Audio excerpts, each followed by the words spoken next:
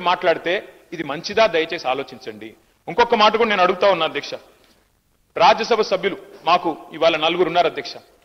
మా పార్టీ ప్రభుత్వంలో ఉన్ననాడు మాకు అవకాశాలు వస్తే పెద్దలు కేశవరావు గారు, పెద్దలు డి శ్రీనివాస్ గారు, పెద్దలు బండా ప్రకాష్ గారు, పెద్దలు లింగయ్య యాదవ్ గారు, పెద్దలు గాయత్రి రవిచంద్ర గారు, వద్దిరాజు రవిచంద్ర గారు, వీరందరినీ కూడా 5గురిని రాజ్యసభకు నామినేట్ చేసింది బలహీన వర్గాల బిడ్డల్ని కేసీఆర్ ప్రభుత్వం కాదా అధ్యక్ష? అవకాశం వచ్చినప్పుడు అద్భుతంగా ఇవన్నీ చేయలేదా మేము? అట్లాగే ఇంకొక మాట కూడా నేను అడుగుతా ఉన్నా అధ్యక్ష. ఎస్, రాహుల్ గాంధీ గారు ఒక నినాదం ఇచ్చారు అధ్యక్ష. జిత్నా ఆబాదీ ఉత్నా హక్, జిత్నీ బాగేదారి ఉత్నీ హిస్సేదారి. మంచి మాట అధ్యక్ష, మంచి మాట, మంచి ఆలోచన, డెఫినెట్లీ ఆచరణీయం, అనుసరణీయం, తప్పకుండా సాధించాలి.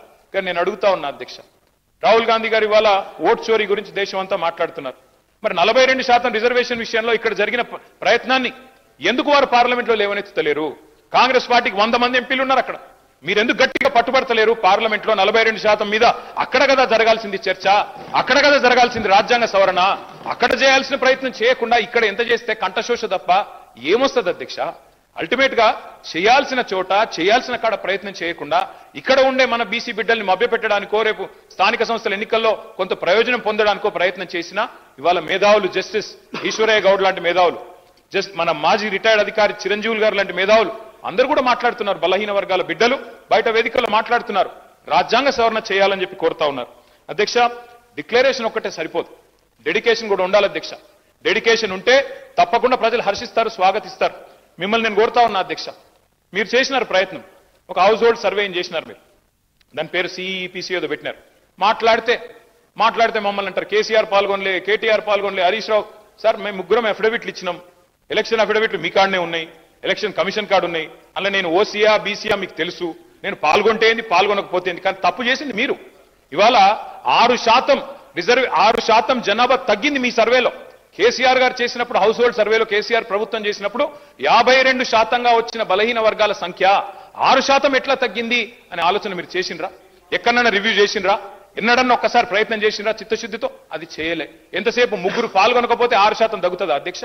మేము కేసీఆర్ గారు, నేను, హరీష్ రావు గారు పాల్గొనలేదు. సరే, మాది ఏందో ఎలక్షన్ అఫిడవిట్ ఉండనే ఉన్నది, అందులో మేము ఓసీఆర్ బీసీఆర్ రాష్ట్రం అందరికి తెలుసు. తెల్లారలేస్తే ముఖ్యమంత్రి గారు దెప్పి పొడుస్తానే ఉంటాడు. కాబట్టి నేనేమంటున్నా అధ్యక్ష, మేము పాల్గొనంత మాత్రాన 52%, 46% కాదు కదా అధ్యక్ష. ఇవాళ నిజంగా బలహీన వర్గాలకు చిత్తశుద్ధితో మీరు సేవ చేయాలనుకుంటే మీరు చెప్పిండాలా, డిక్లరేషన్ పెట్టినప్పుడే చెప్పిండాలా. కండిషన్స్ అప్లై, రాహుల్ గాంధీ ప్రధానమంత్రి అయితేనే ఇస్తాం, లేకపోతే ఇయ్యమని చెప్పిండాలా. అది మీరు చెప్పలేదు. ఇవాళ మీరు మమ్మల్ని అంటా ఉన్నారు. ఇంకొక మాట నేను అడుగుతా ఉన్నా, మా పొన్నం ప్రభాకర్ అన్న అంటే మాకు గౌరవం. వారు నిజంగా కూడా తప్పకుండా ఉద్యమంలో పాల్గొన్న వ్యక్తి. ఆనాడు పార్లమెంట్లో చట్టంలో కేసీఆర్ గారు స్వయంగా చెప్పారు, మేము చెప్పడం కాదు అధ్యక్ష, కరీంనగర్ లో మీటింగ్ పెట్టి మరీ చెప్పారు. బ్రహ్మాండంగా కొట్లాడుతున్నాడు మా పొన్నం ప్రభాకర్ అన్న పార్లమెంట్ సభ్యుడిగా అని చెప్పారు అధ్యక్ష. We stand by that. మీరంటే గౌరవం ఉంది. వారిని నేను కోరుతా ఉన్నా అధ్యక్ష, వారు చెప్పాలి. ఇవాళ మీరు ఆలోచన చేయండి. బీసీ సబ్ ప్లాన్ అని చెప్పారు, తేవట్లేదు సార్, పెట్టండి. రేపు ఎల్లుండి హౌస్ పెడతారా, ఇంకో నిమజ్జనం తర్వాత పెడతారా, మీ ఇష్టం. కానీ బీసీ సబ్ ప్లాన్ చట్టం తెండి. ఎందుకంటే ఒక పదవులతోనే రాజకీయంగా అవకాశాలు ఇవ్వడంతోనే న్యాయం జరగదు. సామాజిక న్యాయం, ఆర్థికంగా, రాజకీయంగా అవకాశాలు రావాలి అంటే ప్రభాకర్ సార్, గౌరవ సభ్యులు చెప్పినట్టుగా బీసీ సబ్ ప్లాన్ కి సంబంధించి పార్టీ పరంగా, ప్రభుత్వ పరంగా సభాపతి నిర్ణయం చేయడం ఒక రోజు తప్పకుండా చర్చ జరగాల్సిన అవసరం నేను కూడా కోరుకుంటా ఉన్నా. కానీ ఇవాళ నేను మళ్ళీ ఇంతకుముందు కూడా అంటే వారికి సభలో ఎక్కువ అనుభవం ఉంది, మంత్రిగా చేసినారు, ప్రభుత్వంలో చాలా కీలక పాత్ర ఉంది కాబట్టి ఇంకా ఏదైనా లోపాలున్నా ఇంకేమైనా ఉంటే సరి చేసుకునే విధంగా మీరు సలహా సూచనలు చెప్పండి. కానీ సభ అభిప్రాయం ఏకగ్రీవంగానే ముందు నుంచి అదే విజ్ఞప్తి చేస్తారా, మొదటి నుంచి కూడా అదే మాట మాట్లాడుతూ ఉన్నా. ఈరోజు ఇప్పుడు ఎంఐఎం వాళ్ళు మాట్లాడినారు, మేము ఈ బిల్లును ఏకగ్రీవంగా పూర్తి మద్దతును ప్రకటిస్తామని ప్రకటించి మిగతా అంశాల మీద చర్చ జరగాలని ప్రభుత్వాన్ని కోరి దాని మీద చర్చ చేస్తాం.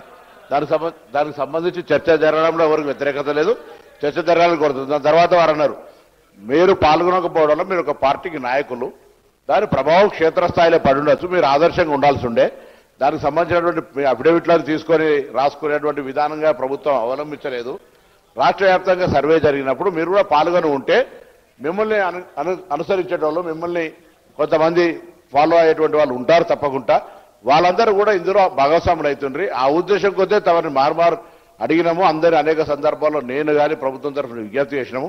మీరు పాల్గొనదని చెప్తారు, పాల్గొని ఉంటే బాగుండే. ఇప్పుడు దానికి సంబంధించి అయిపోయింది. కానీ ఇటువంటి పరిస్థితులలో ఏదైనా సామాజిక పరమైన అంశాలు జరుగుతున్నప్పుడు రాజకీయాలకు అతీతంగా సామాజిక పరమైన న్యాయం జరగడానికి కొరకు ఆలోచన విధానం ఉండాలని కోరుతున్నా. మీరు గతంలో చేయలేదని చెప్తున్నాను. జరుగుతున్న పరిణామాల లోపల ఇప్పుడు ఉన్నటువంటి ఈ యొక్క ఉద్దేశానికి ఎక్కడ కూడా ఇబ్బంది లేకుండా ఉండే విధంగా ఏకాభిప్రాయంతో ముందుకు పోవాలి. ఏకాభిప్రాయం అనేటువంటిది చాలా విలువనిస్తుంది బయట. అది న్యాయస్థానం కావచ్చు, అది ప్రజాస్వామ్యం కావచ్చు, అది ప్రజల మధ్యలో కావచ్చు.